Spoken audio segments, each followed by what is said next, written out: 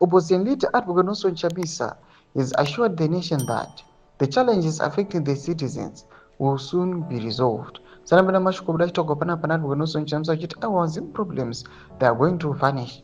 Panguva ino yaari kuonekwa kuti aiwa Advocate Nelson Chamisa aiwa panguva ino he is not being active. Haasi kuonekwa achipinda aiwa mupublic pamwechete nekumira aiwa nemacitizens for the cause extopa aiwa the regime kana mutungamiri wenyika kuti wasubscribe like on the bell kuti pinapana pamabobula functions. Chamisa, a committed Christian, has faced criticism from some quarters of his steadfast faith. Despite this, he remains confident that the nation's issues will soon come to an end. In quotes, I'm aware of the suffering and the pain we are all going through as a people. The answer is already there, he said.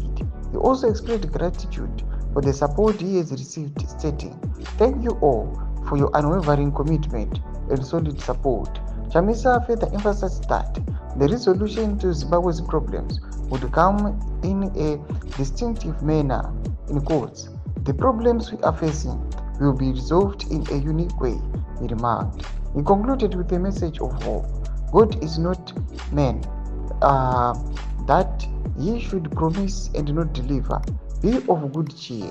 Trust the process. Be blessed. Remember, God is in it forever and always. Nelson Chamisa. Tomashukwa anodhirivwa naNelson Chamisa achiashura maZimbabweans kuti aiwa current problems ari kufeswa nemacitizens panguva ino aiwa they will vanish, achivaudza kuti aiwa Mwari wakasiyana nevanhu, he will fulfill his promises aanenge akavimbisa vanhu. Tudze mafungiro enyu muri kudii pamusoro pechitiko ichi. Aiwa is maprotest nemaanti-Mnangagwa cause the intensifying. Pindai comment section menu tudze mafungiro enyu, so subscribe or like, chat on the bell icon.